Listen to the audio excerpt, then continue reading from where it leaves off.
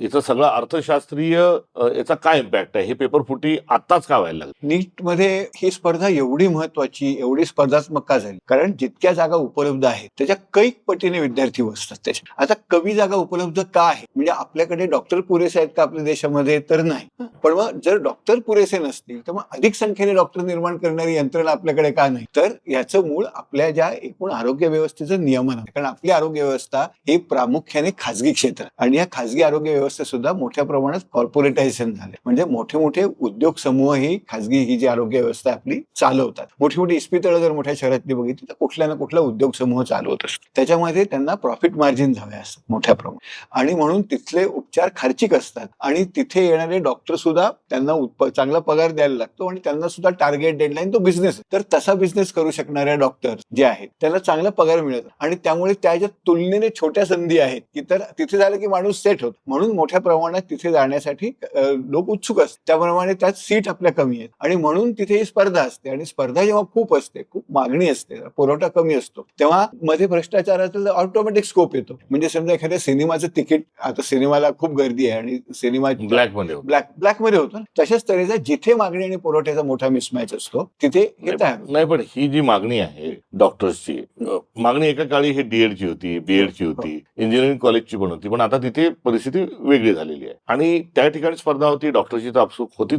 मात्र असाही काळ आला की ज्यावेळेस पेपर अजिबात फुटत नव्हते. मागणी तर जास्ती होतीच, मात्र तोही एक काळ आपण बघितलाय. होय, एक काळ आपण असा बघितला की जिथे पेपर फार फुटत नव्हते. मागणी आणि पुरवठ्याचा जो मिसमॅच असतो तो व्यवस्थित मॅनेज करून पेपर फुटायला मग ऑटोमॅटिक लोक उत्सुक असतात ना, कुठनं मला पेपर मिळेल काय. ते सगळं थांबवून घेण्याची जी सिस्टमची कॅपॅसिटी असते की तसं असूनही आम्ही परीक्षा स्वच्छपणे घेणार, परीक्षेमध्ये भ्रष्टाचार होऊ देणार नाही, हे थांबवण्याची जी कॅपॅसिटी स्टेटची कॅपॅसिटी असते ती गेल्या काही वर्षामध्ये आपली स्टेट कॅपॅसिटी अत्यंत कॉम्प्रोमाइज झालेली आहे, कमकुवती झालेली आहे. आपल्याला ते इम्प्लिमेंटेशनही जमिनीवरचं जमत नाहीये. म्हणजे आपल्या देशामध्ये आपल्याला आता फ्लेलिंग स्टेट म्हणजे काय की वरच्या पातळीवर आपण खूप सक्षम दिसतो ते, पण जसं आपण खाली येत जातो रोजच्या कामासाठी तिथे हळूहळू आपल्या स्टेटची कॅपॅसिटी संपत. म्हणजे वरच्या पातळीवर कॅबिनेट सेक्रेटरी वगैरे स्ट्रॉंग असतात, पण नगरपालिकेकडे गेलात, ग्रामपंचायतीकडे गेलात, मला जातीचा दाखला दे, माझा काय इन्कम सर्टिफिकेट दे, मला काय रस्त्यावरचे नळ खड्डे बुजवायचे आहेत किंवा शाळेत शिक्षक व्यवस्थित शाळा, तर इथली जी क्षमता असते ती पूर्णपणे संपलेली असते. आपल्याकडे सगळं केंद्रीकृत खूप झालेलं आहे आणि त्या खूप सेंट्रलायझेशन झालं आणि त्या सेंट्रलायझेशनमुळे वरची जी क्षमता आहे त्याला खालपर्यंत येण्याची त्यांची कॅपॅसिटी खूप कमी. त्यामुळे खालच्या व्यवस्थेचं नियमन ते करू शकत आणि त्यामुळे ही व्यवस्था कमकुवत झाली. ही सगळ्या बाबतीतच झाली आहे, फक्त नीटच्या परीक्षेच्या एकाच बाबतीत नाहीये. बरोबर. म्हणजे आपल्याकडे घोषणा होतात, पण घोषणा केल्यानंतर मग त्या घोषणा वरच्या लेवलला होत, पण त्या घोषणाच्या खाली इम्प्लिमेंटेशनला येतात.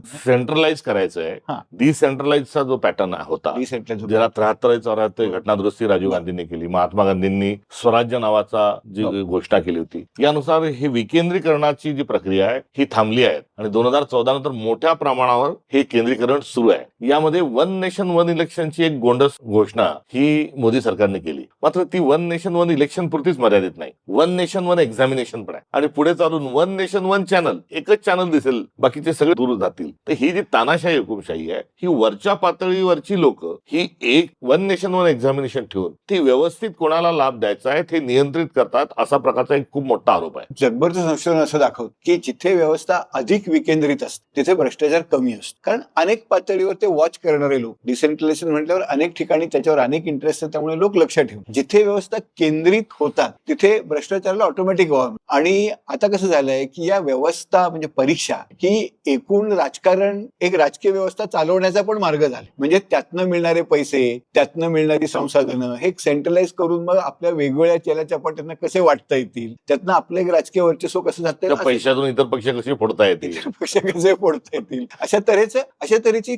सेंट्रलाइज यंत्रणा होते आणि त्यामुळे सेंट्रलाइजेशनचा मोठा धोका आहे. दुसरा प्रॉब्लेम काय माहितीये का, म्हणजे एक ब्रॉड जर दृष्टिकोन घेतला तर एक नेशन, एक पार्टी, एक भाषा, एक धर्म हे भारतीय नाही. हे युरोपातल्या काही राष्ट्रांमध्ये 30-40च्या दशकामध्ये जेव्हा निरनिराळी युरोपमधली राष्ट्र तयार झाली ती अशी वेगवेगळ्या एक भाषिक, एक धार्मिक अशी झाली. हिटलर बाबा टाईप त्यांनी त्यांच्या मायनॉरिटी इतर भाषा संपवून टाकली आणि ती स्टेटची संकल्पना होती. ती आपल्या ज्या सरकारची मातृसंस्था जी आहे फार अट्रॅक्टिव्ह वाटते. म्हणजे मुंजे वगैरे जाऊन मुसोलिनीला भेटले होते आणि त्यांना ते आवडलं की असा एक केंद्रीकृत देश. पण आपल्या देशामध्ये तसं नाही आहे. आपली संस्कृती बहुविध आहे, आपल्या देशाचा इतिहास आहे, अनेक तऱ्हेतऱ्हेचे लोक आपल्या देशामध्ये आलेले आहेत आणि त्यामुळे बहुसांस्कृतिक, बहुविध, बहुपेढी अशी ही रचना आहे आणि मुळातच केंद्रीय व्यवस्थेला अनसुटेबल रचना, ही डिसेंट्रलाइजच करायची रचना आहे. आपलं जे राष्ट्र आहे ते हिंदू हिंदी हिंदुस्थान नाहीये. आपलं पंजाब सिंध गुजरात मराठा द्राविड उत्कल वंगा राष्ट्रवाद पण सगळ्यांना घेऊन आपलं विविधतेत चालणार आहे. विविधता में एकता ही भारत की विशेषता. आणि मग विविधता जर टिकवाय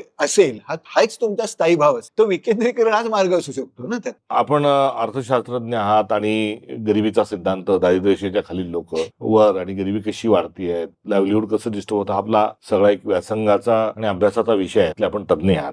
मात्र हे करत असताना समाजाची पण जाणीव जी आहे, सामाजिक कार्याची आणि समाजाच्या विषयीची आदर आपुलकी आपली आहे. आपल्या आईचं नुकतंच वृद्धापकाळात निधन झाल्यानंतर कालच आपण 1111 झाडे लावून आलेले आहात. आपण सारखे फिरतही असतात, आपण माध्यमांमध्ये पण सोशल मीडिया पण लिहित असतात. ते सोशल मीडियाच्या अकाउंटचं नाव काय आपलं? माझ्या सोशल मीडियाच्या अकाउंटचं नाव लिबरंडो मानसिकतेचा डुक्कर म्हणून बरेच दिवस होतं, कारण कुठल्या तरी सोशल मीडिया पोस्ट बघून लोक तशी शिव्या देतात. म्हणून म्हटलं की उगाच परत लोकांना आपण कोण आहोत हे समजण्यापेक्षा हेच आपणच नाव स्पष्टपणे आपली आयडेंटिटी करावी, म्हणजे लोकांचा उगाच गैरसमज होत नाही की हा कुठल्या विचार. आपण सुधारण्याच्या अनुषंगाने फारच हंबलली गोष्टी सांगत असताना आपल्याला पुरस्काराच्या ऐवजी शिव्या मिळतात.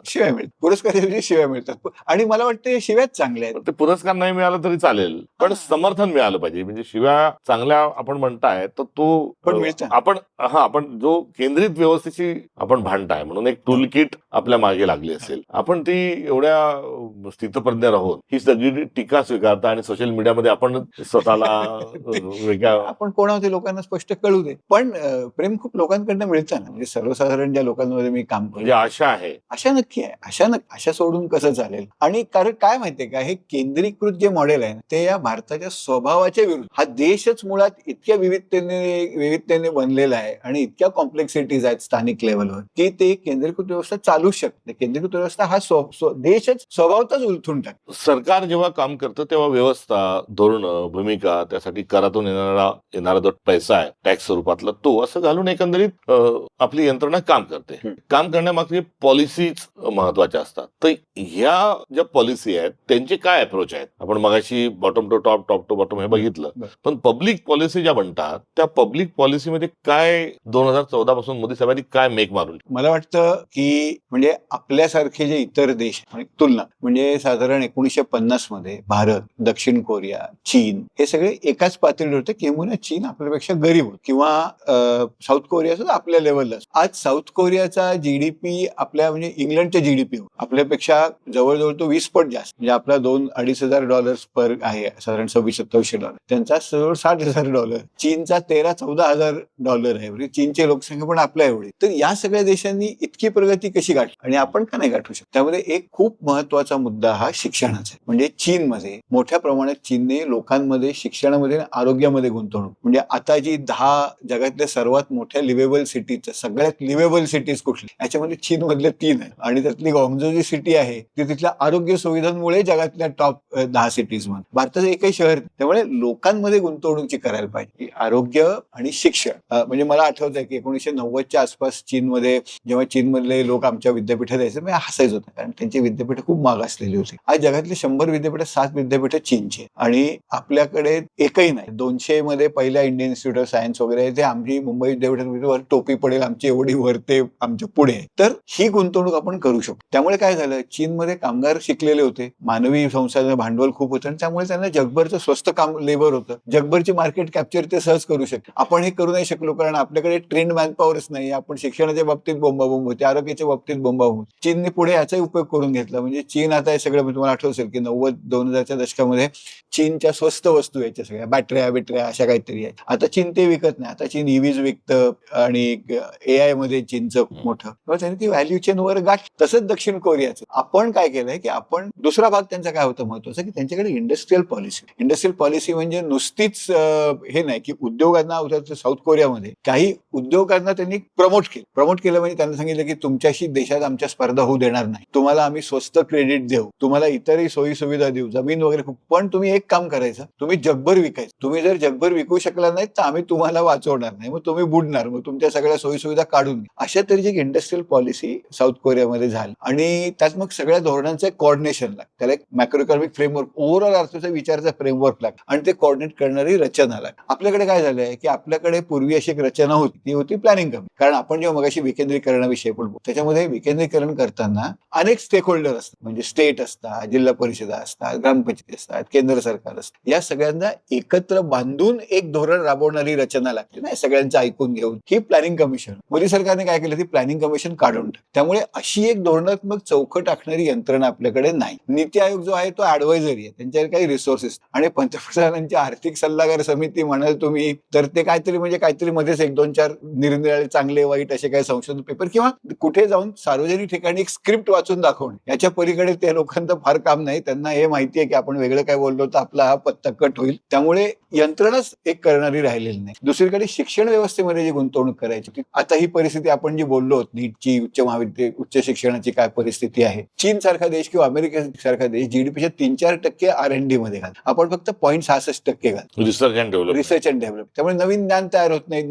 हे का होत नाही? कारण आपण जगात स्पर्धात्मक काहीच झालो नाही ना. म्हणजे साऊथ कोरियाने काही नसताना, आपल्यासारखीच गरिबी असताना सॅमसंग आहे, Hyundai आहे, हे खूप मोठे इंटरनॅशनल जायंट्स त्यांनी तयार केले. भारताचा एकही ब्रँड नाही जगभर विकला जाईल असा, भारताचा एकही ब्रँड नाही. म्हणजे आपण विश्वगुरु स्वतःला म्हणतो, तो मला वाटतं आपल्याला झालेला आजार आहे. म्हणजे जे काही पॅरामीटर्स आहेत, जसं रक्तामधली शुगर किती आहे, हिमोग्लोबिन किती आहे, ते स्पष्ट आहे, त्याच्यात वाद नाही. तसं इंटरनॅशनली पण जे काही पॅरामीटर्स आहेत ते स्थापित आहेत. म्हणजे उदाहरणार्थ आपण आपल्याला सगळं सांगितलं जातं की तुम्ही जगातली 4th लार्जेस्ट वगैरे इकॉनॉमी आहात आणि आपल्या लोकांना ते खरं वाटतं, पण त्याला काहीच अर्थ नाही ना. म्हणजे 2 कुटुंब घ्या, एक कुटुंब आहे ज्यामध्ये 8 जण राहतात, ती सगळी बिगारी काम करणारे लोक आहेत, कुठे कोण खड्डे काढायला जातात, त्यांच्याकडे टोपली आहे, त्या टोपलीत 7 भाग आणि त्यांच्या शेजारी एक बँकेतनं रिटायर झालेले नवरा बायको राहत, म्हातारे आहेत, त्यांच्या भाकरीत टोपलीत 3 भाग, या दोघांमध्ये 3 भाकरी आहेत, 8 जणांमध्ये 7 भाग. श्रीमंत कोण आहे? हे कुटुंब आहे ना. भाकरी कोणाची मोठी आहे, टोपली कोणाची मोठी आहे, या बिगारी कुटुंब. त्यामुळे अर्थव्यवस्थेचा आकार बघून तर आपल्याकडे दरडोई किती आहोत हे एक बघितलं. आउटकम.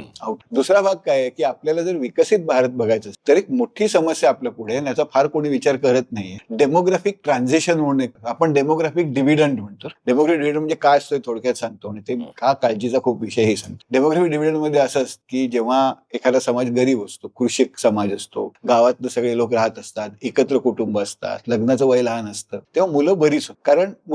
कारण आईला काय असं सुट्टी घ्यायचं काम नसतं, फार काय घरीच डिलिव्हरी होतात, दवाखान्याचा खर्च नसतो, शाळेत फार असं काय फी वगैरे नसते, फार शिक्षणही नसतं. त्या उलट लहान मुलं कामालाही लागतात ना लगेच, म्हणजे काय सरपण आण, बकरे सांभाळ, छोट्या मुलांना सांभाळ, उपयोग असतो. आणि मुलं जन्मतात पण मरतात एक, आणि त्यामुळे लोकसंख्या वाढत. मग नंतर एक काळ येतो की साथीच्या आजारावर नियंत्रण येत, मृत्यूदर कमी होतो, मेडिकल, पण जन्मदर तसाच राहत आणि लोकसंख्या वाढत. मग वाढीव लोकसंख्येमध्ये तरुणांचं प्रमाण वाढायला आणि मग एक काळ असा यायला हवा की मग यातनं ज्या आर्थिक प्रगती इतकी होती, शाळा म्हणजे की कुटुंब मग शहरीकरण वाढत, विभक्त कुटुंब होतात, स्त्रिया खूप शिकलेल्या असतात, नोकरी करतात, बाळणपणाची रजा वगैरे घेणं महाग पडतं, लहान मुलांना शाळेत घालणं, कारण शिक्षणाला फार महत्व येतं, त्याची फी खर्च वाढलेला असतो. या सगळ्या प्रकरणामध्ये मुलांची संख्या आणि मग अर्थव्यवस्थेत लोकसंख्या वाढीचा दर स्थिरावतो. म्हणजे आपला 2060 साली स्थिरावेल असा अंदाज आहे. आता कसं आहे की आता आपला जो टोटल फर्टिलिटी रेट हा रिप्लेसमेंट रेटच्या खाली आला, म्हणजे 1.9 आहे आणि महाराष्ट्र राज्यांचा 1.4. म्हणजे जितके लोक मरत आहेत तितके लोक जन्मत नाही. याचा अर्थ काय होतं की लोकसंख्या म्हातारी व्हायला आणि 2040 पासून परत भारत म्हातारा व्हायला, म्हणजे 40 वर्षाच्या वरच्या लोकांचं प्रमाण वाढेल.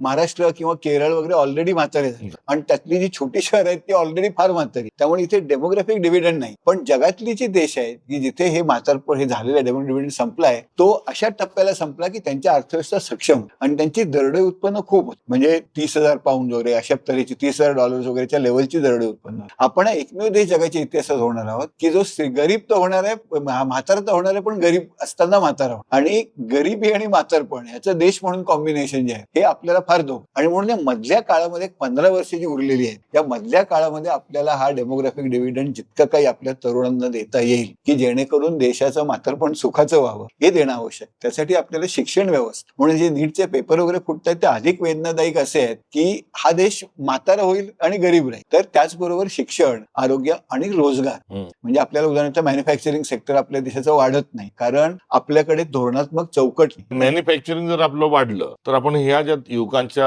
परीक्षा आणि रोजगार जे बोलतो त्यामध्ये बराच रिलीफ तिथे भेटेल. हा म्हणजे आता काय झालंय, भारत एक अर्थतज्ञ होते ऑर्थर लुईस म्हणून, खूप मोठं नाव आहे, आफ्रिकन पहिला माणूस नोबेल प्राइज मिळवणार. त्यांनी असा सिद्धांत मांडला की देश जेव्हा विकसित होत जातो तेव्हा शेतीत असलेला जो खूप मोठा श्रमशक्ती असते आणि जिची उत्पादकता तुलनेने कमी असते कारण ते काम करत असत. म्हणजे आता भाऊ बकरी चारायला जातो, मी पण सोबत जातो, अशा तऱ्हेच असते. उत्पादकता नसते, त्याला शेतीतनं बाहेर काढून उद्योगात आणणे. उद्योगात आणलं की ती उत्पादकता वाढते आणि शेतीवरचं अवलंबित्व कमी होतं. शेतीमध्ये तांत्रिक प्रगती, त्यामुळे इव्हेंच्युअली शेतीचा टक्का कमी होऊन शेतीवरचं रोजगारचं अवलंबित्व कमी होऊन औद्योगिक क्षेत्रामध्ये रोजगार तयार होतो आणि हळूहळू आर्थिक प्रगतीचा डेव्हलपमेंटचा मोठा भाग. भारत हा एकमेव देश आहे जगातला आणि हे विशेषतः करोनानंतर आलंय की शेतीवर अवलंबून असलेल्या लोकांची संख्या वाढते. PLFS डेटा असं दाखवतो. का वाढते? कारण इथे रोजगारच नाही. तो रोजगार का नाहीये? कारण एक तर गुंतवणूक होत, म्हणजे भारतातलं खाजगी क्षेत्र भारतात गुंतवणूक करत नाहीये. एकटा मी म्हणत नाही, निर्मला सीतारामन पण म्हणते, गेले 10 वर्ष त्यांचं चाललंय की हो गुंतवणूक. या बाबतीत तुमचं दोघांचं एक मत आहे. माझं सगळ्यांचं मत आहे. मी डेटावर आकडेवारी बघून बोलतोय की भारतीय गुंतवणूकदार भारतीय भांडवल. आपले पंतप्रधान याला नाही म्हणतात, ते आता डेटाच दिसतोय ना, सगळं म्हणतोय. आणि त्यांनी अनेक गोष्टी करून बघितल्या. म्हणजे त्यांनी उदाहरणार्थ ते 2019 साली कॉर्पोरेट टॅक्स कापले. भारत हा खूप कमी देशांपैकी असा की जिथे इन्कम टॅक्स मध्ये जास्त पैसे येतात लोकांना कॉर्पोरेट टॅक्स पेक्षा. म्हणजे सर्वसामान्य नागरिक जास्त पैसे देतात सरकारला कंपन्यांपेक्षा. अशा फार कमी देशांमधले आपण आहोत. तर इथे हे कॉर्पोरेट टॅक्स कमी केल्यावर कंपन्यांनी काय केलं, त्यांनी जुनी कर्ज फेडली पण नवीन गुंतवणूक नाही. आता गुंतवणूक कुठे करतायत? परदेशात करत. देशात का करत नाहीयेत? कारण त्यांना धोरणात्मक दिशा दिसत. म्हणजे या सरकारचं मला जर किंवा परदेशी गुंतवणूक म्हणजे मगाशी रुपयाच्या आपण हा जो मुद्दा असतो की रुपया घसरतोय.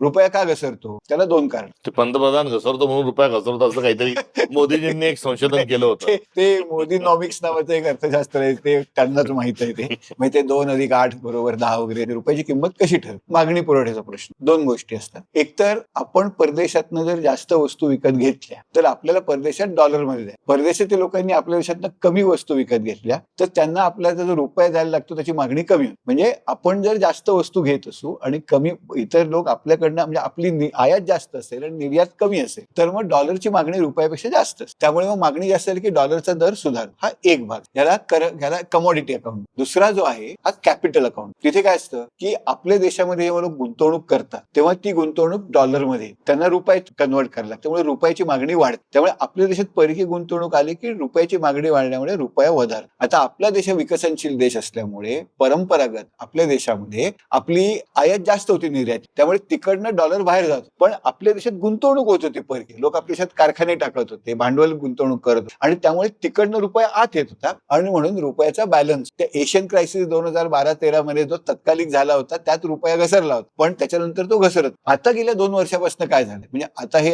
गल्फ क्रायसिस वगैरे तर आताच, पण गेल्या 2 वर्षापासून या दुसऱ्या खिडकीतनं आपले पैसे खूप चाललेत. परकीय गुंतवणूकदार आपल्या देशातनं पैसे काढून, आणि ते का काढून घेऊन चालले आहेत? कारण त्यांना भारतात पुन्हा धोरणात्मक चौकटच दिसत की नक्की धोरण तुमचं काय असेल. आणि ते धोरण जर करायचं असेल तर 2 गोष्टी लागतील. एकतर व्यवस्थित पॉलिसी लागेल, जी नुसतीच औद्योगिक पॉलिसी नाही तर आपली विनिमय दराची पॉलिसी काय आहे, मौद्रिक धोरण काय, टॅरिफची पॉलिसी काय, हे सगळ्यांना एक सुसंगत चौकट घालेल आणि या चौकटीत एक धोरण निर्माण. दुसरा भाग की एकदा हे धोरण निर्माण झालं किंवा शासनाची गॅरंटी द्यायला लागेल की आम्ही फक्त अंपायर राहणार. आमच्या मित्राला जर उद्या हे धोरण गैरसोयीचं वाटलं तर आम्ही मध्येच बदलणार नाही. कारण ते जर धोरण बदलणार असेल तर मग कोण गुंतवणूक करत. आपल्या देशामध्ये काय झालंय की एकतर असं धोरण नाही, धोरणात्मक चौकटच नाही. म्हणजे कुणाला पुन्हा मी मगाशी जे म्हणालो की अशी प्लॅनिंग कमिशन सारखी रचना नाही की जी 5 वर्षासाठी मला जर गुंतवणूकदार म्हणून मी देशामध्ये आहे तुम्हाला सांगेल की या क्षेत्रामध्ये आपल्याला गुंतवणूक करायची आहे. आपण काय करतोय की आपण समजतोय की पायाभूत सगळं म्हणजे रस्ते बिस्ते बांधले, पोर्ट बांधले आणि विमानतळं बांधली की आपोआप विकास होतो. आपला प्लॅनिंग कमिशन बंद पडलं आणि पीएमओ ऑफिस एकमेव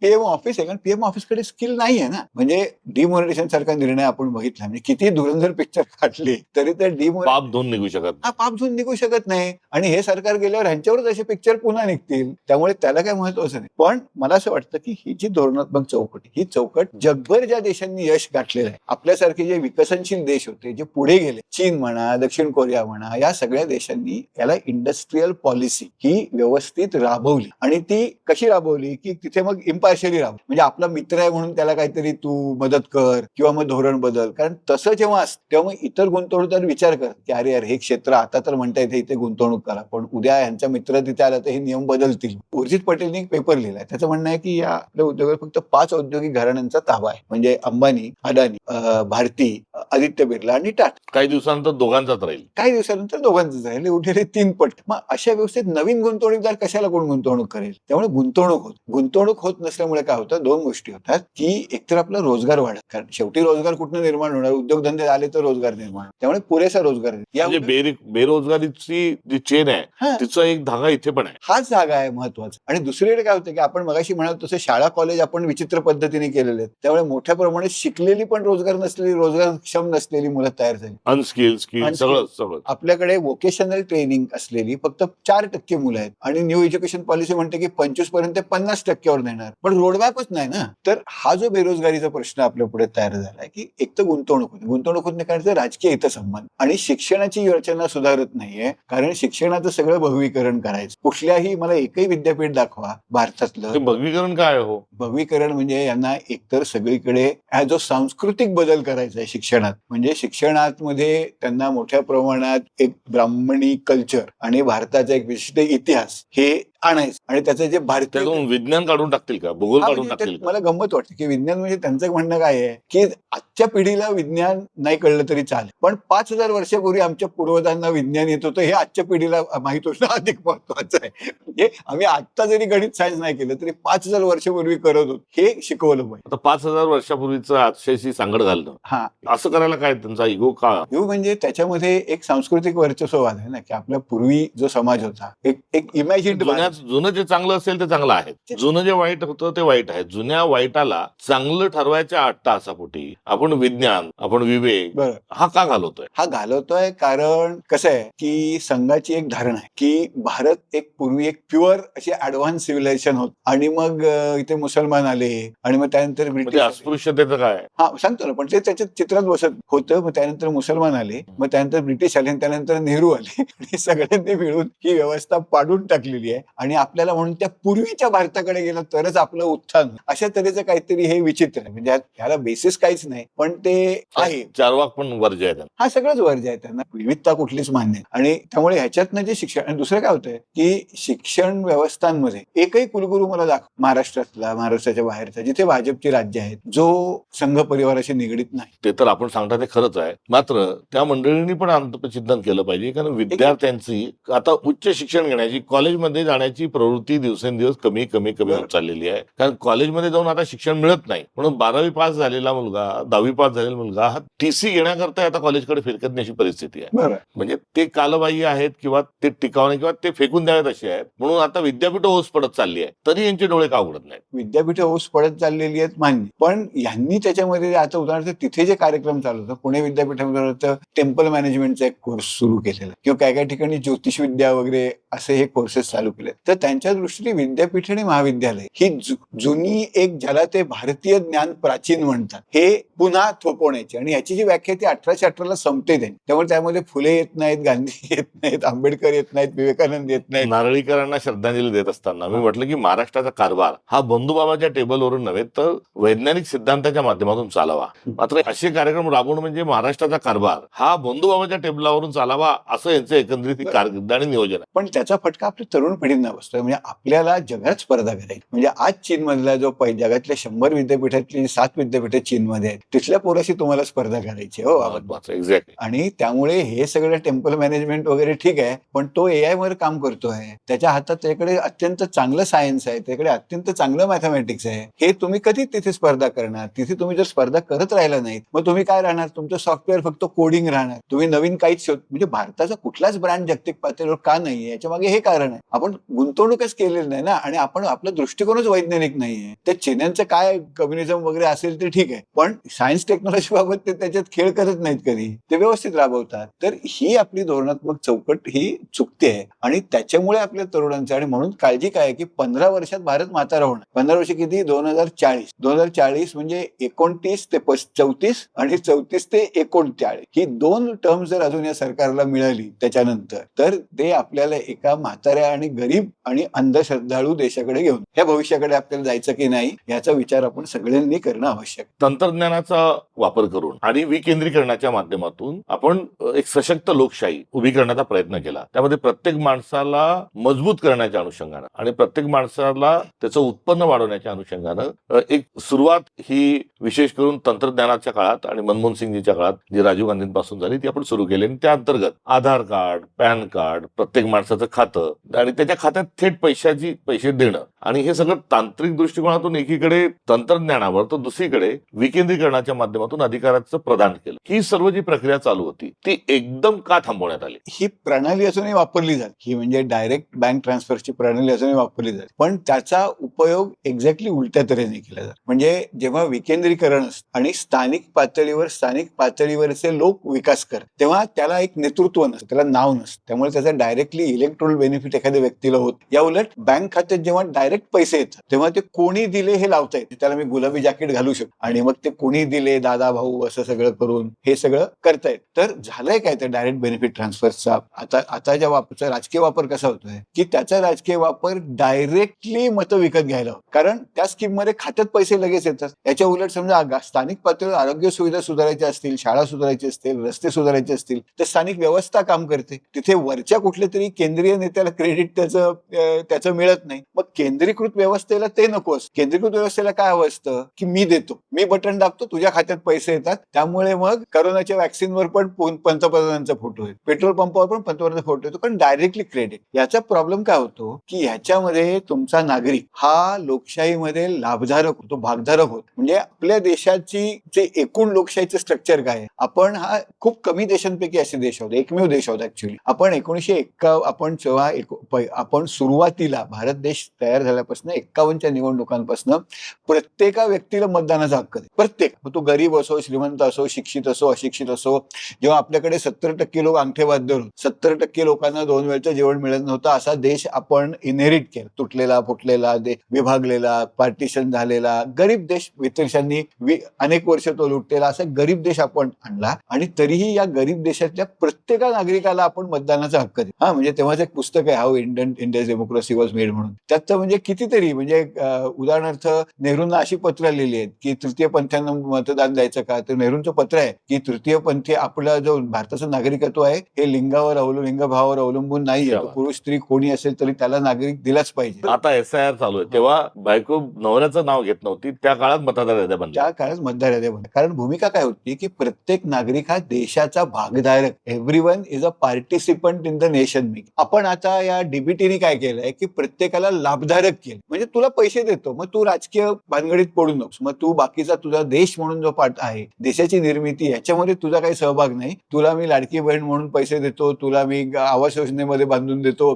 तुला मी काय खत देतो, खतावर सबसिडी देतो, हे सगळं देतो, पण तू देशाचा नागरिक म्हणून देशाच्या भवितव्यामध्ये आणि देशाच्या जडणघडणीमध्ये बोलू. तर आपण हे भागधारक त्यांना सोडून लाभधारक लोकांना केलेलं आहे, आणि हा एक मोठा तोटा आहे डायरेक्ट बेनिफिट ट्रान्सफर झाला की यांनी डायरेक्टली मतं विकत घेत आहेत. म्हणजे लाडकी बहीण योजना सर्वात मोठं त्यातलं आपण हे बघितलं. म्हणजे लाडकी बहीण मध्ये आपण जेव्हा सुरुवातीला योजना राबवली तेव्हा सांगितलं होतं सगळ्या अधिकाऱ्यांना डायरेक्टली सूचना होत्या की जो कोण तो डिक्लेरेशन भरून देईल त्या सगळ्यांना चौकशी करू नका, देऊन टाका. आता मग नंतर आपण 90 लाख भगिनींना आपण डिस्क्वालिफाय केलं. मग ह्यांना दिलेले 21,000 कोटी रुपये आतापर्यंत आहे, 21,000 कोटी दिले आपण हे डिस्क्वालिफाईड महिला. मुख्यमंत्री म्हणतात की आम्ही काय त्यांच्याकडनं परत घेणार नाही, म्हणजे घेऊच शकणार नाही, ते घेतले तर पुढच्या वेळेला परत, त्यामुळे घेता येत नाही तुम्हाला, पण पण हे टॅक्सपेअरचे पैसे दिले ना तुम्ही. म्हणजे एकंदरीत पीएनआर नंबर रेल्वेमध्ये जनरेट राजीव गांधींनी करून रेल्वे विभागातला तिकिटांचा तो छोटे छोटे तिकीट राहायचे तो भ्रष्टाचार थांबवत पारदर्शकता आणली. बरोबर. आता तेच तंत्रज्ञान वापरून हे आता पारदर्शकता मिटू पाहत आहेत. म्हणजे आणि लोकांना म्हणजे भ्रष्टाचार थांबवण्याकरता तंत्रज्ञान, ते भ्रष्ट करण्यासाठी तंत्रज्ञान. म्हणजे आपण आता लोकांना म्हणतोय की मी काय भ्रष्टाचार करतो त्याकडे तू लक्ष देऊ नको, तुला मी 1500 रुपये महिन्याला देतो. तुम्ही डायरेक्टली लाच देऊन मतं घेण्याची सिस्टम तयार झाली. आणि म्हणून विकेंद्रीकरण आणि विकेंद्रीकरणातनं विकास आणि लोकांचा नागरिक म्हणून घडवणे हे खूप गरजेचं. म्हणजे लोकांची एकूणच अर्थव्यवस्थेविषयी साक्षर, राजकारणाविषयी साक्षर, नागरिक म्हणून आपली नक्की काय कर्तव्य आहेत, आपली नक्की भूमिका काय आहे हे वारंवार लोकांपर्यंत घेऊन जाणे, मांडणे आणि त्यातनं एक राजकारणाची निर्मिती करणे, हे मला वाटतं एक देश निर्मितीचं खरं काम लॉंग टर्मचं जे आहे हे राजकीय कार्यकर्त्यांनी किंवा समाज कार्यकर्त्यांनी किंवा शिक्षकांनी सर्वांनीच करायचं हे काम आहे. यातनंच खरा सक्षम देश निर्माण. कोणाला जर सापळ्यात अडकवायचं असेल तर हा कार्य करावा लागतो. ओढत ओढत आणून मग तो त्या सापळ्यात त्या ट्रॅप मध्ये अडकावा लागतो. तसं आता जात, धर्म, पंथ, भाषा आदी इत्यादी अशा गोष्टींचा एक मोठे ढोल बडवल्या जातात आहे. त्याच्यात अनेक फ्लेवर आणि दंगली पण त्याच्यामध्ये मसाला म्हणून घातला जात आहे. आणि असं करून आपल्या संपूर्ण लोकसंख्येला हे कुठे पॉवर्टी ट्रॅप मध्ये घालण्यासाठी हा प्रयत्न चाललाय का? पॉवर्टी ट्रॅप म्हणजे अशी संकल्पना ज्यात आपण गरीब असतो आणि त्यात काही अवरोध असे असतात की आपण कितीही कष्ट केले तरी त्या अवरोधातनं बाहेर पडू शकतो. म्हणजे उदाहरणार्थ मी अशिक्षित लोक असं म्हणतात की शिक्षणातनं गरिबी दूर होत. पण कसं असतं की पहिली शिकला किंवा दुसरी शिकला तर त्याची गरिबी दूर होत. त्याला 10वी 12वी पर्यंत झाली किमान, तर मग त्याला काहीतरी त्याचा पुढे फायदा. पण त्याला मधल्या 10 वर्षाची जर स्टेईंग पॉवरच नसेल, म्हणजे 10 वर्ष त्याला शाळेत जाण्याची क्षमता पाहिजे, ती क्षमता जर त्याची पूर्वीच्या गरिबीमुळे नसेल तर तो त्या चक्रातनं बाहेर पडूच शकत नाही. तो गरीब म्हणून सुरुवात होते, तो मधनच शाळा सोडतो म्हणून गरीब राहतो, त्याची मुले. तसंच पोषणाचं पण, म्हणजे आपल्याकडे मोठ्या प्रमाणात जे स्टंटिंग वेस्टिंग लहान मुलांचं आहे, तर तुम्ही जर कुपोषित बालक म्हणून जन्माला तर मग तुमचं शाळेत सुटण्याचं प्रमाण जास्त असतं. आणि तुम्ही जेव्हा ऍडल्ट होता तेव्हा कमी शिकलेले असता आणि कुपोषित असतं, म्हणजे तुमचं अर्निंग कॅपॅसिटी कमी असते, म्हणून तुम्ही पुन्हा गरीब राहता, परत तुमची मुलं पुन्हा कुपोषित राहतात. अशा तऱ्हेचे पॉवर्टी ट्रॅप्स असतात. आता काय झालंय की सरकार आपल्याला काय म्हणतं की आम्ही 80 कोटी लोकांना अन्नधान्य पुरवतो. ते का म्हणतात मला कळत नाही. 80% लोक, 80% या देशातले 80 कोटी लोक गरीब आहे, त्याचाच अर्थ होतो. दुसरं ते असं म्हणतात की आम्ही 25 कोटी लोकांना दारिद्र्यातनं बाहेर काढ. आता या दोन्ही गोष्टी एकत्र कशा सांगायच्या? म्हणजे एकीकडे 80 कोटी लोक गरीब आहेत आणि दुसरीकडे 25 कोटी लोकांना आपण दारिद्र्यातनं बाहेर काढलं. या दोन्ही गोष्टींचा एकत्र सांगड कशी घालायची? तर जे 25 कोटी लोक म्हणतायत त्याला बहुआयामी दारिद्र्य. बहुआयामी दारिद्र्य म्हणजे काय की पूर्वीची आपली दारिद्र्य रेषा होती, प्लॅनिंग कमिशनने ठरवली की तुमची क्रयशक्ती किती याच्यावरती ठरत. म्हणजे तुम्हाला व्यवस्थित जगण्या इतकं, किमान पातळीवर जगण्या इतकं उत्पन्न तुमच्याकडे आहे ही ती दारिद्र्य रेषा. तितकं नसेल तर तुम्ही दारिद्र्य रेषेखाली, आणि ती रेषा प्लॅनिंग कमिशन ठरवत असेल निर्णय अभ्यास करून. आता भारत सरकारने ती संकल्पना सोडून दिली. त्यांनी तर बहुआयामी दारिद्र्य म्हणजे तुमच्याकडे घर आहे, तुमच्याकडे लाईट आहे, तुमच्याकडे टीव्ही आहे का, तुमच्या बँकेत खातं आहे का वगैरे, अशा सगळ्या तऱ्हेने ते मोजतात. आणि इथे काय केलंय की इथे जी लाभधारक ज्या योजना आहेत, म्हणजे तुम्हाला मी आवास योजनेमध्ये घर बांधून दिलं, नंतर तुझ्या मुलासाठी मी काय शाळेमध्ये त्याला ऍडमिशन दिली, शाळेचा दर्जा बिर्जा सोडून दे, शाळेमध्ये ऍडमिशन दिली, तुझ्या गावाला वीज पुरवली, तर तू ऑटोमॅटिक या निकषाप्रमाणे दारिद्र्यातनं बाहेर येतोस. मग तुझ्याकडे 5 पैसे जरी खिशात नसतील ना तरी तू दारिद्र्य रेषेपासून बाहेर पडतो. म्हणजे क्रयशक्ती याने वाढत. आणि सरकारचं काम काय आहे? सरकारचं काम, आर्थिक व्यवस्थेचं काम लोकांना घरं बांधून देणे नाहीये, लोकांची क्रयशक्ती वाढवणे, म्हणजे त्या माणसाची प्रगती. म्हणून आता या सर्व ही प्रक्रिया थांबवावी म्हणून या ट्रॅप मध्ये धर्म अंधतेचा वापर केला जात आहे, हा माझा आरोप आहे. धर्मांचा वापर केलाच जातोय. म्हणजे एकीकडे कसं होत आहे की लोकांच्या जीवनामध्ये म्हणजे धर्म ऍक्च्युली लोकांची जी परिस्थिती आहे ही परिस्थिती आणि त्यांचा धर्मांधता या दोन्ही गोष्टी एकमेकांशी जोडलेल्या आहेत. म्हणजे आता उदाहरणार्थ अनेक तरुण आहेत ज्या तरुणांना रोजगार नाही किंवा ती जी करतात तो रोजगार अत्यंत खालच्या दर्जाचा असतो त्यांना, त्यामुळे त्यांना समाजात सन्मान मिळत, कुणी विचारत. पण जेव्हा डीजे वाजवायचा असतो देवाचा, तेव्हा 90 मारून डीजे वाजवायचा असतो आणि मग तो डीजे वाजवत असताना पोलीस ऑब्जेक्शन घेऊ शकत नाहीत. म्हणजे आमच्याच जिल्ह्याचं सांगतो, आमच्याकडे वाईमध्ये प्रचंड प्रमाणात डीजे वाजतात गणेशोत्सवात, आणि इतके की लोकांना खूप त्रास होतो. म्हणजे एक गर्भवती महिलांनी मला गेल्याचं अनुभव सांगते, म्हणजे मी बाथरूम मध्ये कोंडून घ्यायचे स्वतः. किंवा आमच्या रस्त्याच्या कडेला एक हॉस्पिटलचा आयसीयू आहे, त्या आयसीयू मधल्या सल्यांच्या बाटल्या हलतात रस्त्यावर डीजे वाजतात. दुसऱ्या दिवशी नाक कान घशाच्या डॉक्टरकडे पेकणं, खूप आजारी होतात, म्हातारे लोकांना त्रास होतो. तर यावेळेला पोलिसांनी एक मिटिंग घेतली गणेशोत्सवाच्या आधी की डीजे वाजवायचा नाही. मग गणेश सगळी मंडळी आली आणि तुमचा डीजे कसा आमच्या हिंदू धर्मावर तुम्ही हे करता वगैरे गदा आणताय. पोलिसांनी सुरुवातीला ठाम भूमिका दिली. 4-5 दिवस डीजे वाजवू दिला. मग पालकमंत्र्याचा फोन की डीजे वाजवू द्या, आणि मग पोलिसांनी त्यांना परवानगी. आता ह्याच्यामध्ये गेम काय आहे की पालकमंत्र्यांनी इथल्या 200-300 पोरांची पडलेली नाही, पण या पोरांना आपला पालकमंत्री ऐकतात आणि आपल्याला एरवी कोणी विचारत नाही, पण आपला डीजे वाजवण्याच्या आणि गणेशोत्सवाच्या मंडळामध्ये आपला आवाज पालकमंत्र्यांपर्यंत जातो. पालकमंत्री पोलिसांना सांगतात ही आपल्याला शक्ती आहे. आणि तिथे एक किडे गुरुजी पण फॅक्टर आहे तुमच्या तो जिल्ह्यात. तर भयंकरच फॅक्टर आहे. म्हणजे ते सगळं जे आहे ते काय करतात की आमच्याकडे ही जी मुलं सगळी आहेत ज्यांना रोजगार नाही, स्वतःची ओळख नाही, त्यांना एक नॅरेटिव्ह दिला जातो. तो नॅरेटिव्ह काय दिला जातो की तू बलिदान मास कर. आता त्या मुलाला खरंच घरचे 4 वेळा बोलत असतात, घरी खातो, फुकटचं खातो, काम करत नाही, त्याचा एकूण ज्या तऱ्हेचं काम करतो त्याला प्रतिष्ठा नसते. मग त्याला वाटायला लागतं की आपण खरंच काहीतरी, म्हणजे उदाहरणार्थ जी टॅक्सीवाली मुलं जी सांगितली ती रोज कायदा तोड, दरवेळेला पोलिसाला लाच, त्यांच्या मनात काहीतरी असतं की आपण रोज गुन्हे करतो जगण्याचं. मग त्यांना एक नैतिकतेचा असा एक मुलावा दिला जातो की तू बिना चप्पल राहा, आता संभाजी महाराजांचं एवढं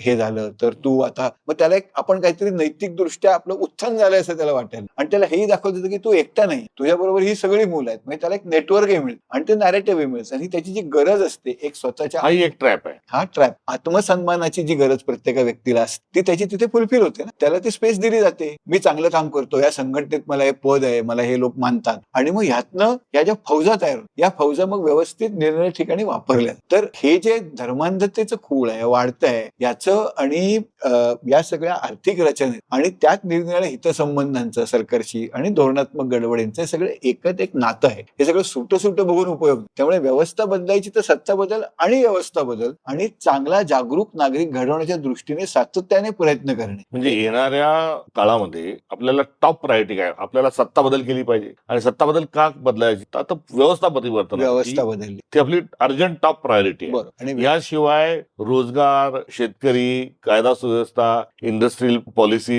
हे सगळं बदलू शकत नाही. याशिवाय बदलू शकत नाही, कारण हितसंबंध आहेत. ही सत्ता गेली तर ते हितसंबंध तुम्हाला हलवता येतील. धोरणात्मक चौकटी म्हणजे सत्ता बदल म्हणजे हितसंबंधचं जे नेटवर्क आधी क्रूर तयार झालंय ते तोड.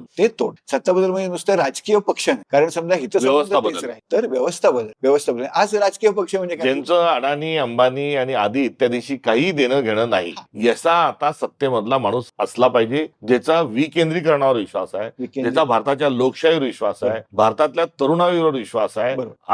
असा माणूस आपल्याला, असा पक्ष आपल्याला लागेल. आणि राजकीय पक्षांचं काम आहे सातत्याने लोकांची बोलत राहणे, लोकांचे संवाद करत राहणे, तशी मानसिकता करतात ना आपले पंतप्रधान मन की बात. नाही ते मन की बात करतात, पण ती म्हणजे त्यांच्याच पक्षात ते त्यांच्याच मनची बात असते ना. राहुल गांधी वेगवेगळ्या लोकांना भेटतात, हालमानला भेटतात, ट्रकच्या लोकांना भेटतात. राहुल गांधी प्रयत्न करतायत चांगला, पण मला वाटतं स्थानिक पातळीवर आणि सगळीकडेच हा प्रयत्न अधिक जोराने संघटितपणे हा झाला पाहिजे.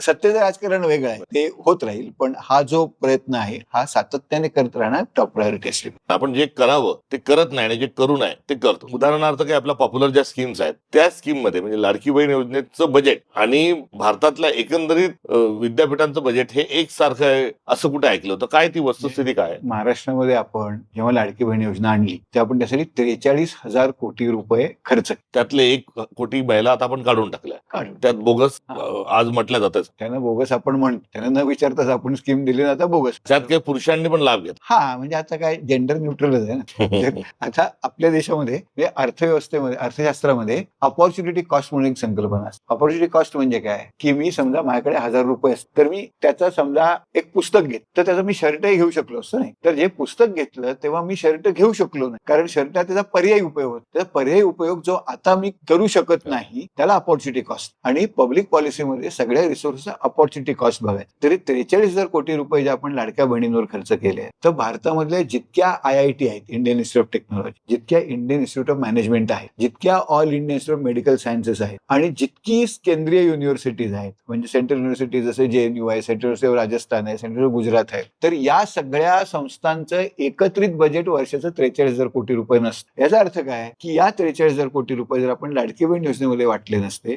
तर दरवर्षी भारतामध्ये जितक्या IIT आहेत, जितक्या IIM आहेत, जितकी सेंट्रल युनिव्हर्सिटीज आहेत, जितक्या all India institute of medical science आहेत, तितक्या दरवर्षी आपण महाराष्ट्रात निर्माण करू शकलो असतो. म्हणजे महाराष्ट्रामध्ये शिक्षणाचा दर्जा प्रचंड वाढला असता. या लाडक्या बहिणीच्या मुलांना, मुलींना IIM मध्ये ऍडमिशन मिळाली असती, IIT मध्ये ऍडमिशन मिळाली असती, एम्स मध्ये त्या डॉक्टर होऊ शकल्या असत्या. या सगळ्या संधी आपण त्यांना आता मिळू शकणार नाहीयेत लाडक्या बहिणी या योजनेचे. त्या लाडक्या बहिणीचं कायमचं आणि महाराष्ट्राचं कल्याण करू शकण्याची एक संधी पण त्यामध्ये आपण कुठेतरी दावली. त्यामध्ये काय म्हणली, फक्त आपण काय केलं की लाडक्या बहिणींचं आपल्यावर कायमस्वरूपी अवलंबित्व राहील आणि मी बटन दाबलं तरच तुला पैसे मिळतील आणि आणि म्हणून तू मला कायम ते बटन दाबण्याच्या परिस्थितीतच ठेवलं पाहिजे, अशा तऱ्हेचा अवलंब तू आपण करून घेतले. दुर्दैवाची गोष्ट आहे. इंडस्ट्रीयल जी डेव्हलपमेंट आहे ज्याच्यातून खूप मोठ्या प्रमाणावर रोजगार निर्माण होतात.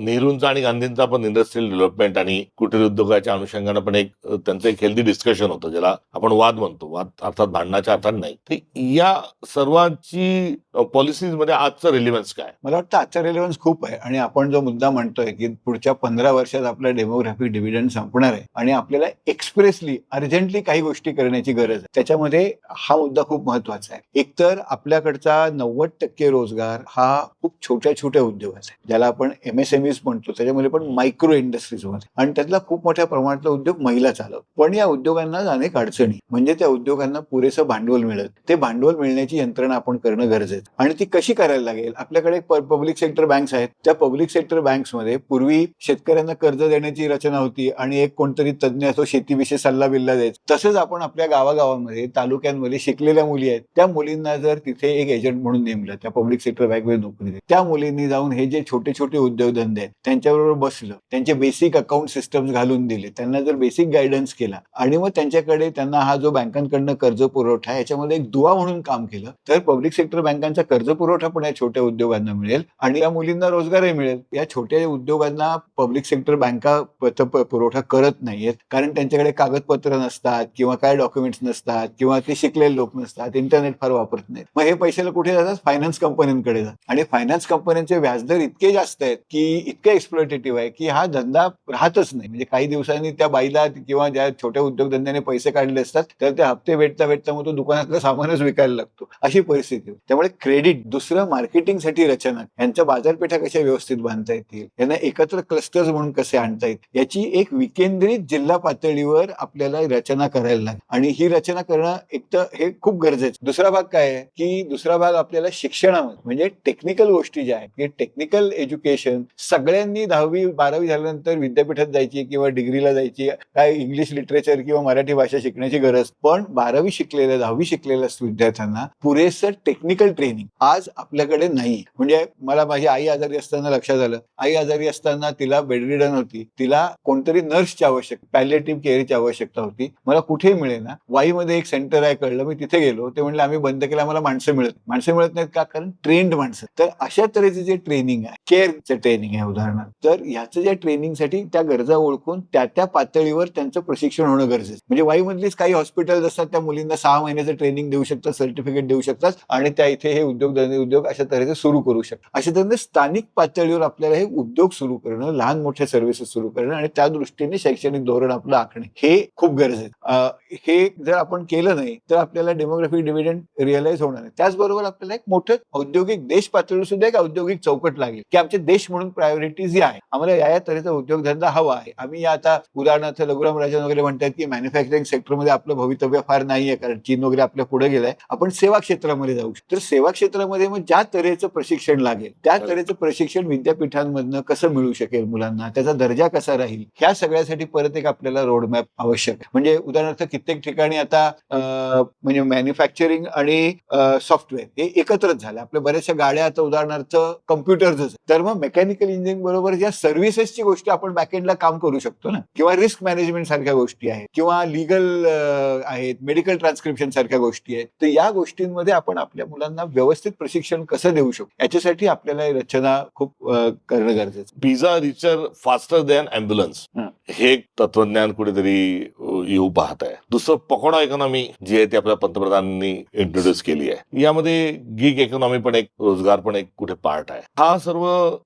जो एक कायम शाश्वत आपल्या रोजगारापासून दूर ठेवण्याचे वेगवेगळे सगळे फंडे आहेत, याकडे आपण कसं बघता, याचं कसं विश्लेषण कराल आणि याचं काय समाधान? गिग म्हणजे काय माहितीये ना, म्युझिक मधनं शब्द आहेत. म्हणजे मी जातो आणि कुठल्या तरी बँडमध्ये वाजवतो आणि मग तिकडनं जातो दुसरे एका बँडमध्ये वाजवतो. तर गिग इकॉनॉमीमधली ज्या नोकऱ्या असतात त्यांना फिक्स्ड कमिटमेंट किंवा फिक्स्ड एम्प्लॉयर, ते एका विशिष्ट कॉन्ट्रॅक्ट खाली त्या एका एम्प्लॉयरकडे काम करतात आणि मग दुसऱ्या एम्प्लॉयरकडे पण जाऊ शकतात. म्हणजे मी समजा अमेझॉनची पण डिलिव्हरी करू शकतो, ब्लिंकिटची पण डिलिव्हरी करू, माझे ते मला डिलिव्हरी पार्टनर म्हणून. तर अशा तऱ्हेचा हा जो जॉब असतो याचे काही फायदे आहेत आणि तोटे पण. त्याचे फायदे काय आहेत तर फ्लेक्सिबिलिटी असते, मी माझ्या सोयीप्रमाणे काम करू शकतो, मला एकाच एम्प्लॉयरकडे काम केलं पाहिजे असं काही नाही. कित्येक वेळा मला ओला वगैरे म्हणून जाताना अशी मुलं भेटतात की जी सर सकाळी ओला चालवतो मी, मग दुपारी मी केमिस्टचं शॉप आहे माझं तिथे काम करतो, परत संध्याकाळी मग काहीतरी करतो, अशा तऱ्हेचे सिक्युरिटी नाही, तर शाश्वती नाही. अडचण अशी आहे गिग इकॉनॉमीमध्ये की गिग इकॉनॉमीमध्ये सिक्युरिटी काहीच, दुसरी सिक्युरिटीज काहीच नाही, तर म्हणजे जॉब सिक्युरिटी काहीच नाही. मला उद्या मी येऊ नको सांगितलं तर मला काढून टाकलं सर, एका मिनिटात ते टर्मिनेट करू शकतो. दुसरं मला असं आहे की मला जर त्याच्यामध्ये आजारी पडलो, जखमी झालो, उदाहरणार्थ मी जर अमेझॉनची डिलिव्हरी देतोय आणि मला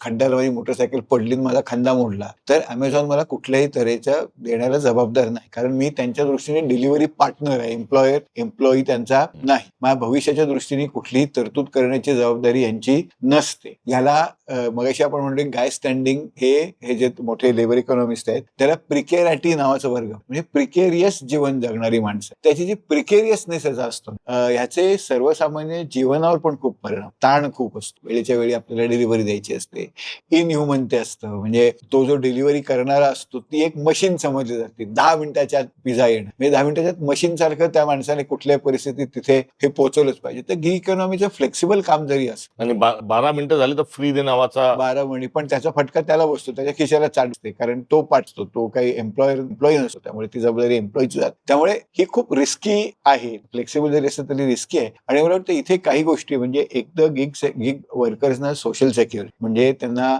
जर अपघात झाले, जखमा झाले, तर त्यांच्या दृष्टीने त्या कंपनीने त्यांची जी बेसिक विमा तरी असावा की ज्यातनं त्याला मेडिकल बेनिफिट्स मिळू शकतील. दुसरं त्याच्या दृष्टीने काहीतरी पीएफ किंवा अशा तऱ्हेची सोशल म्हणजे एक काहीतरी सिक्युरिटीची योजना असावी की जे आपण हमालन करता लिमिट केलं, बरोबर, ते या गिग मध्ये करण्याची त्या आवश्यकता. गिग मध्ये करण्याची आवश्यक. नंतर ठराविक काळात सुटीची उदाहरणार्थ गरजेची आवश्यकता. मॅटर्निटी लिव्ह काय करायचं महिलांचं, महिला जर गिग वर्कर असतील त्यांची काहीच हे नसतं. तर अशा तऱ्हेचे जे वर्किंग कंडिशन्स गिग वर्कर्सच्या आहेत त्या खूपच इनह्युमन आणि खूप अशा त्यांच्या विरुद्ध जाणाऱ्या आहेत. उदाहरणार्थ मध्ये एक बाई काही प्लॅटफॉर्म आहेत जे घरकामाला बाया देत, घरकामाला तुमच्याकडे महिला देत, पण तिथे ते तुम्हाला कॉन्ट्रॅक्टमध्ये लिहून देतात की ती बाई तुमच्याकडे येईल तर तिची पर्स रोज येताना तपासायची आणि जाताना तपासायची, ही जबाबदारी तुमची एम्प्लॉयरची आहे. म्हणजे त्या बाईचं तुम्ही सुरुवातीपासूनच क्रिमिनलायझेशन करून टाक. घरकामाला जी बाई येते तिला त्या कॉन्ट्रॅक्टमध्ये तुमची जबाबदारी अशी असते की ती आली की तिची पर्स उघडायची, बघायची, आणि जाताना तिची पर्स उघडायची आणि बघायची. म्हणजे हे इतकं क्रिमिनलायझेशन होतं त्या गरीब महिलेचं.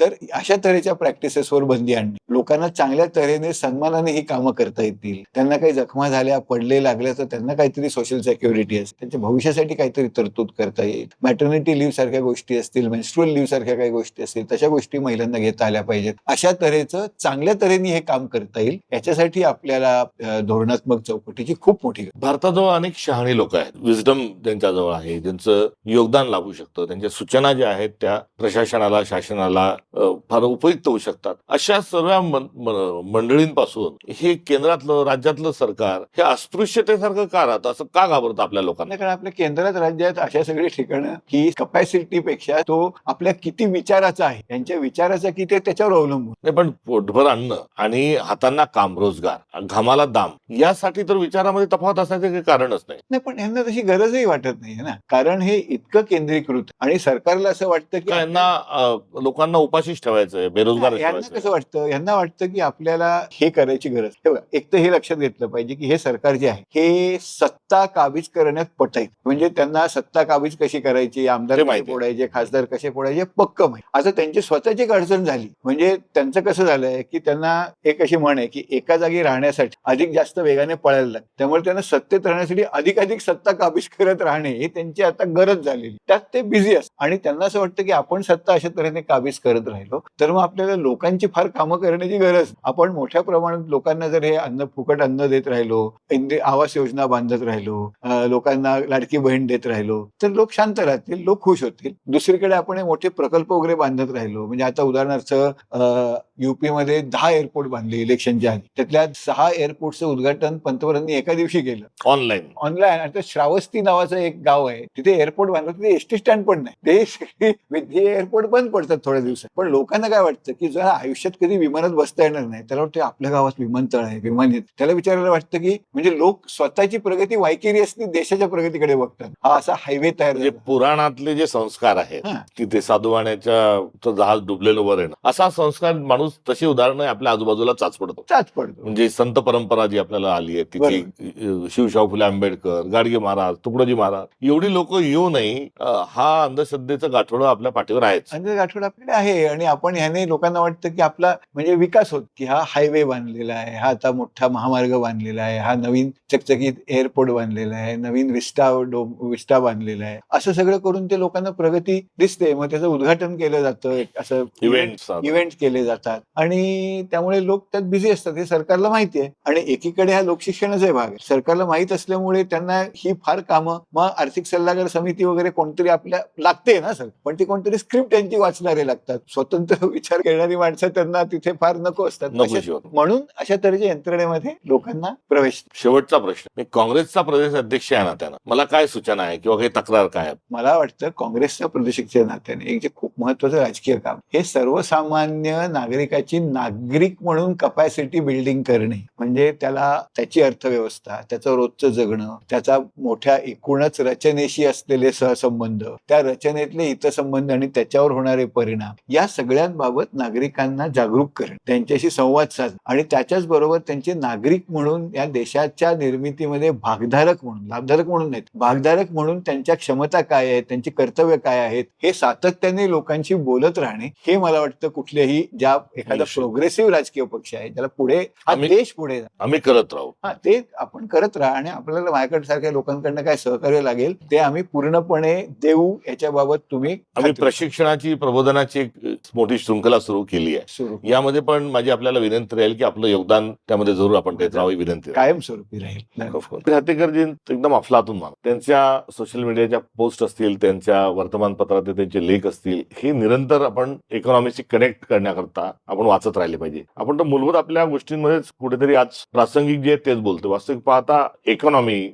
पुढे आपल्याला कसं घेऊन जाता येईल, दरडोई उत्पन्न कसं वाढेल, ह्युमन डेव्हलपमेंट इंडेक्स आपला कसा वाढेल, जीडीपी कशी वाढेल, या त्यांच्या व्यासंगांच्या मुद्द्याच्या अनुषंगानं त्यांच्याशी बोलणं हे जास्ती उपयुक्त आहे. मात्र आज आपली जी साक्षरता आहे, व्यवस्थेकडे बघण्याची साक्षरता, अर्थशास्त्राकडे बघण्याची साक्षरता, आपली जी परस्पर अवलंबनाची जी एक लाईव्हलीहूडची जी चेन आहे त्याकडे बघण्याची आपली भूमिका, हे सगळं डिस्टर्ब झालंय. त्यामुळे हे सर्व सेटल करून अनेक मुद्द्यांच्या अनुषंगाने आपल्याला पुढे जाता येऊ शकतं. त्यांचं राहणं, त्यांच्या कोल्हापुरी चपलांचं कलेक्शन, त्यांचा पेहराव, त्यांच्या चेहऱ्यावरची ते भाव, हे सगळं जे आहे हे त्यांचं अस्सल आणि वास्तव जीवनाचं एक प्रतिबिंब आहे. त्यामुळे अशा एका व्यक्तीशी आपण फोनवर विविध मुद्द्यांच्या अनुषंगाने तरुणांनी मोठ्या प्रमाणात त्यांच्याशी संवाद केला पाहिजे असं मला वाटतं.